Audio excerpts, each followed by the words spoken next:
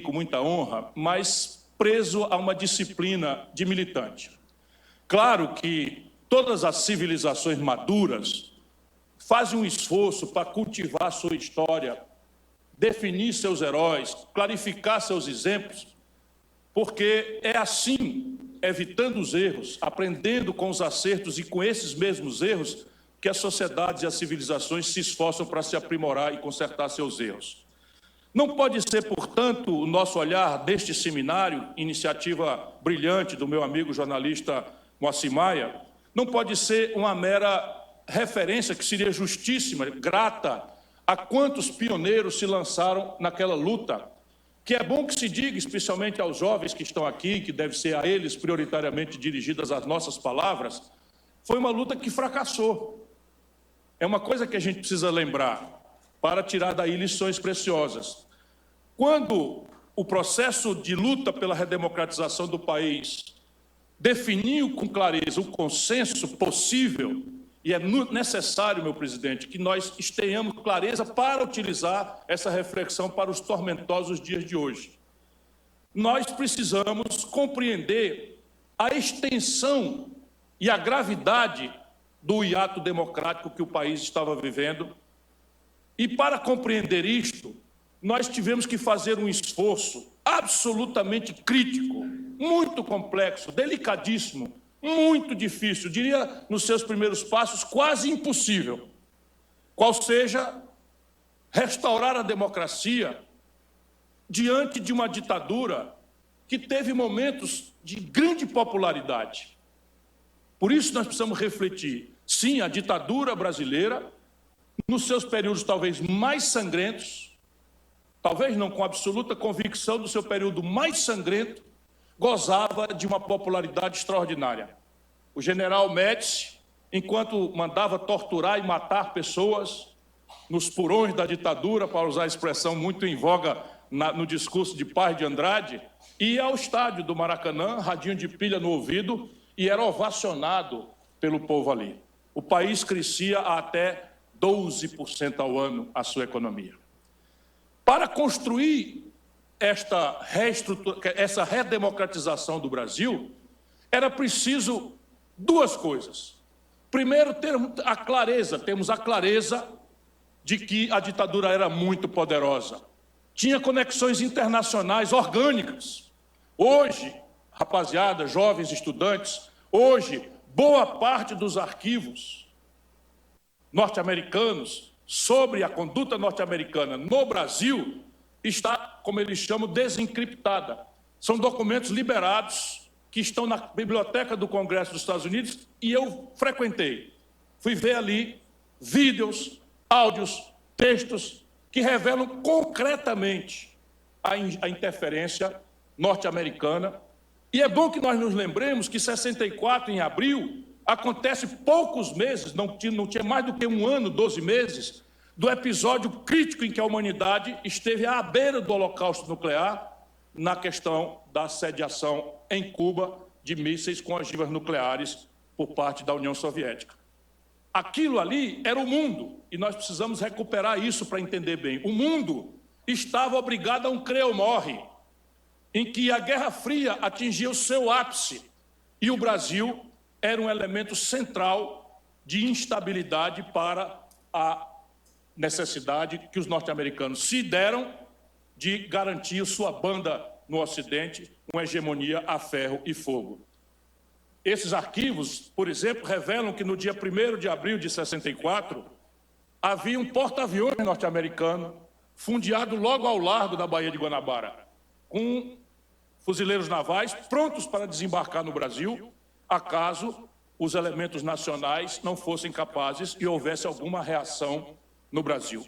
Eu não quero alongar muito mais do que isso, mas é necessário que nós entendamos com clareza que quando os democratas se levantaram, Flávio Torres, não é, amigo pessoal do grande brasileiro, meu estimado amigo, de quem eu tive o privilégio de ser colega, governador Leonel de Moura Brizola, exilado, não é? Esses homens todos tinham essa clareza da potência da ditadura, da dificuldade extrema, quase impossível, quando se propuseram a essa luta, os brasileiros da data, de construir É uma lição preciosa para os dias de hoje.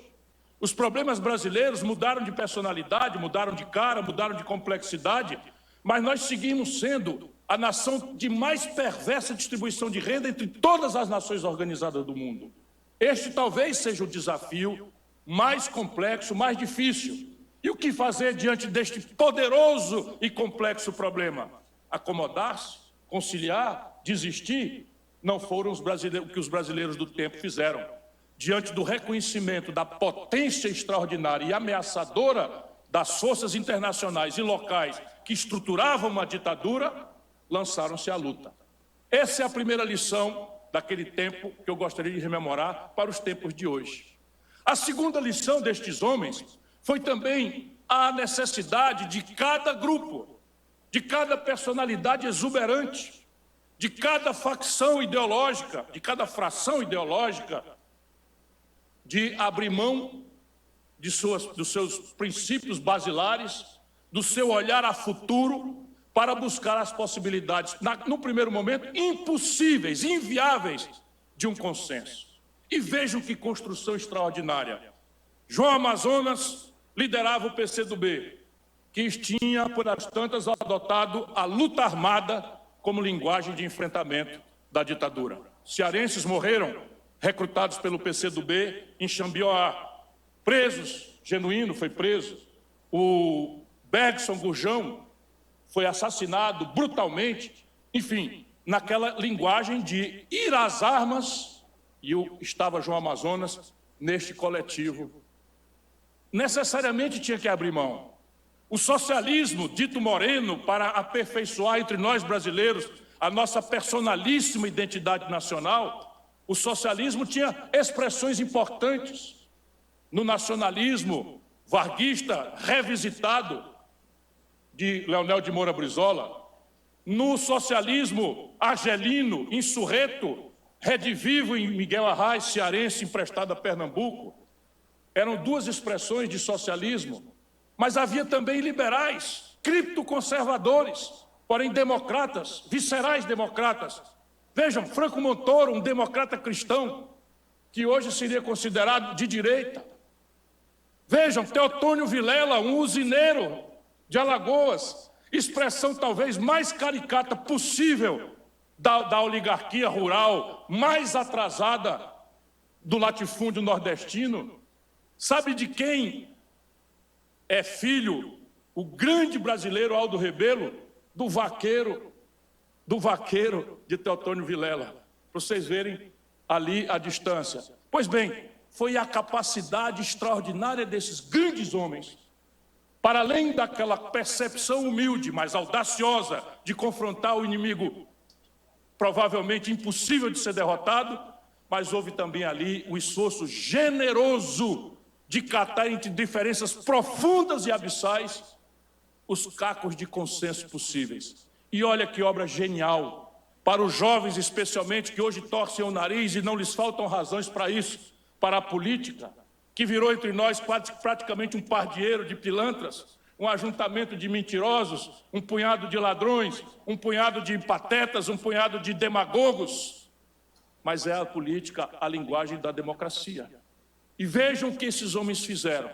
Puseram cada um deles no cabide de entrada da sala de reunião suas convicções ancestrais, seus antagonismos viscerais, e deram-se a tarefa de, em nome do Brasil, consertar uma unidade também absolutamente improvável, um democrata cristão e um comunista, a luta armada e um reformista conservador. Ulisses Guimarães, celebrado, o senhor diretas, Ulisses Guimarães era um católico conservador do interior de São Paulo, muito conservador em qualquer outro critério que se queira considerar. Pois bem, esta gente se reúne, reconhecendo a prepotência e a força praticamente incalculável naquelas datas da ditadura, reuniram-se e deram-se ao esforço de catar entre suas profundas e abissais diferenças o que era consenso. E aí se concertou uma obra para a história referir, uma obra política para a história referir. Se percebeu que a única forma de aceitar, de construir o consenso necessário, humilde diante da prepotência do antagônico, era o temor institucional. E se aterrissou com muita rapidez e facilidade. Anistia para que todos os brasileiros pudéssemos nos reunir novamente, sem perseguição, sem tortura, sem violência. Reunida a família brasileira, eleições diretas para reconstituir todo o tecido dirigente da nação, usurpado pela prepotência das nomeações de bajuladores, de fisiológicos, de clientelistas, de corruptos.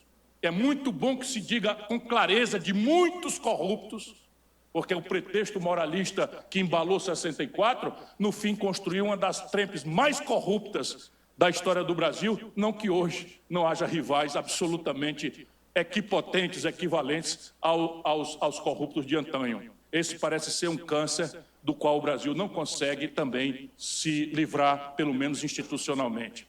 Pois bem, a anistia traria todos de volta, as eleições diretas daria de volta legitimidade aos agentes do Estado brasileiro e, ao fim, nós reconstitucionalizaríamos o país. Por uma Assembleia Nacional Constituinte, dizíamos nós, a plena força nas assembleias de estudantes, livre, soberana e democrática. Mas não havia quem não discordasse para dizer, vírgula, sob o controle dos trabalhadores. E nós, para construir o consenso, conseguimos tirar o sob controle dos trabalhadores para que o consenso se aperfeiçoasse. Jovens brasileiros, nós ganhamos todas.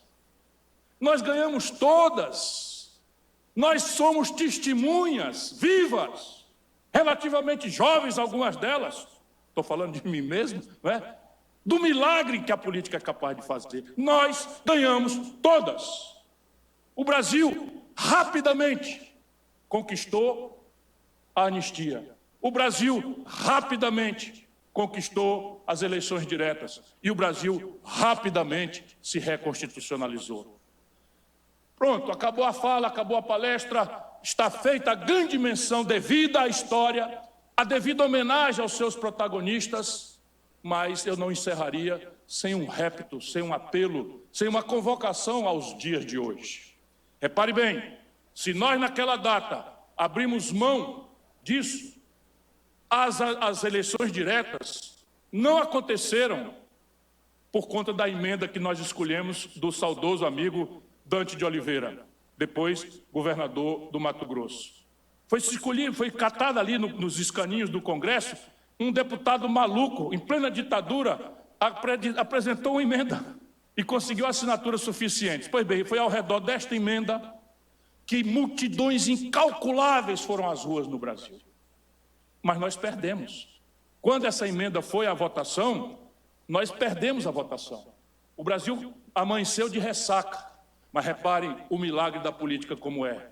A partir deste movimento fracassado, foi impossível conter de volta o pulso democrático que as multidões que invadiram as ruas criaram naquela data mágica para o Brasil. Há também lições preciosas da derrota. Há também lições muito preciosas da frustração. Quando se liberta um povo do jugo, dos grilhões, que às vezes até são mais psicológicos do que reais, é impossível fazer o gênio voltar para a garrafa.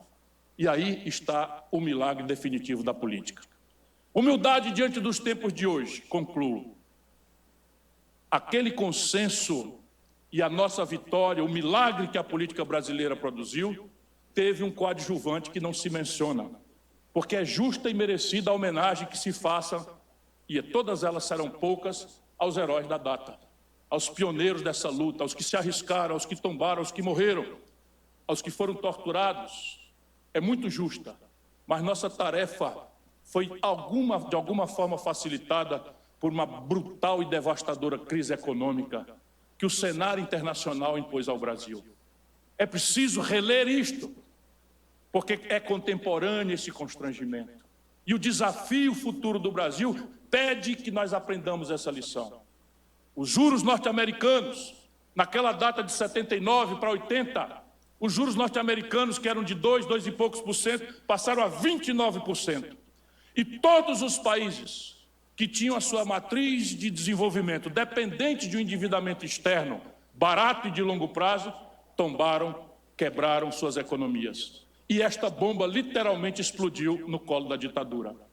Nós, naquela data, não cuidamos de dourar a pílula e estarmos corretos. Para construir aquele consenso, o método tinha que ser o desenho do consenso institucional. Anistia, eleição direta, constituinte. Qualquer outra digressão que tratasse de economia política, do modelo de organizar o desenvolvimento do país, do desenho de como se cobra impostos, deixa daquele grupo de interesse poderoso num país que tem o mais regressivo sistema tributário do mundo. Pois bem, aquilo nos levaria ao dissenso.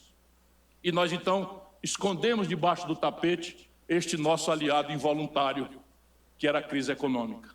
E este é o problema contemporâneo que está para o nosso desafio futuro. Aquela crise não morreu.